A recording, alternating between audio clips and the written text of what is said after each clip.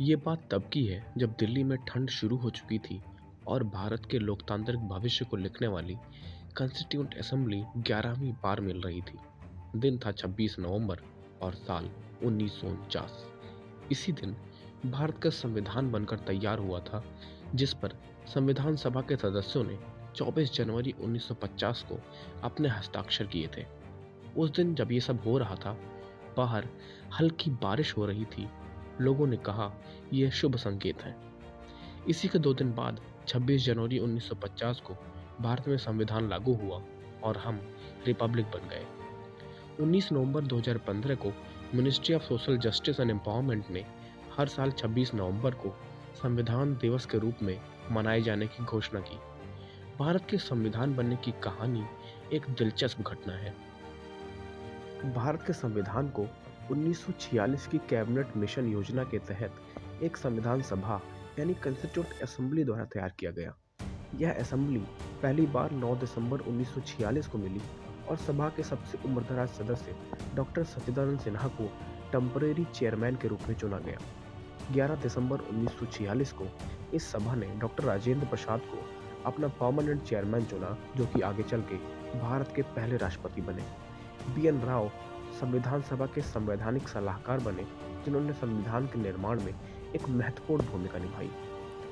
Total 299 members वाली constituent assembly ने संविधान को तैयार करने के लिए 13 समितियों का गठन किया।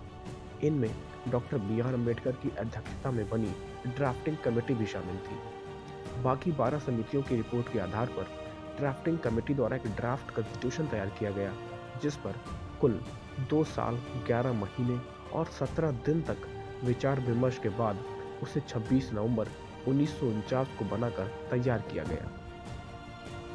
भारत का संविधान दुनिया का सबसे लंबा लिखित संविधान है, जिसमें ओरिजिनली 395 आर्टिकल्स, 22 पार्ट्स और 8 शेड्यूल्स थी। लेकिन कई सारे अमेंडमेंट्स के कारण वर्तमान में इसमें कुल 470 आर्टिकल्स, 25 पार्ट्स और 12 शेड्यूल्स हैं। भारत का संविधान टाइपसेट या प्रिंटेड नहीं था, बल्कि अंग्रेजी और हिंदी दोनों में हैंड रिटन और कैलीग्राफ्ट था। यह संविधान आचार्य नंदलाल बोस के डायरेक्शन में शांति निकेतन के कलाकारों द्वारा हैंड क्राफ्टेड था और इस पे कैलीग्राफी प्रेम बिहारी नारायण रायजादा ने की थी। संविधान की ओरिजिनल कॉपीज भारत की संसद के लाइब्रेरी में हीलियम से भरे केसेस में रखी हैं। संविधान का हर पार्ट इंडिया के नेशनल हिस्ट्री के एक फेज या सीन के साथ शुरू होता है। संविधान के हर पार्ट के शुरुआत में नंदलाल बोस ने भारत के नेशनल एक्सपीरियंस और हिस्ट्री के एक फेज या सीन को चित्रित किया है। इंडियन कॉन्स्टिट्यूशन की प्रीएम्बल यानी प्रस्तावना के अनुसार भारत के लोग संविधान के अंतिम संरक्षक हैं।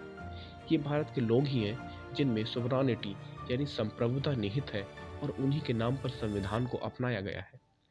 संविधान नागरिक को अधिकार देता है, लेकिन नागरिक भी संविधान को सशक्त बनाता है, उसका पालन करके और उसकी रक्षा करके। दूसरे शब्दों में, constitution is nobody's preserve and it is everybody's preserve. 1949 में जब संविधान को अपनाया गया था, तब नागरिकों के लिए मौलिक कर्तव्यों यानी फंडामेंटल ड्यूटीज के संबंध में कोई प्रावधान नहीं था। हालांकि मौलिक अधिकार यानी फंडामेंटल राइट्स संविधान के पार्ट 3 में दिए गए थे।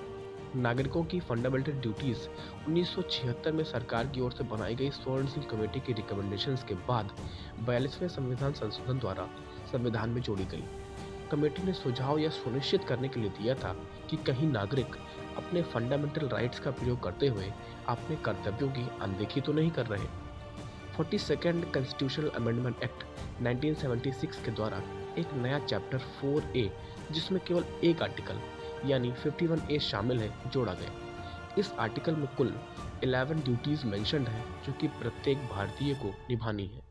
भारत का संविधान अब तक कुल 105 बार संशोधित किया जा चुका है, यानी अब तक 105 कॉन्स्टिट्यूशनल अमेंडमेंट एक्ट संसद पास कर चुकी है। इस कारण से कई बार भारत के संविधान की आलोचना भी की जाती है।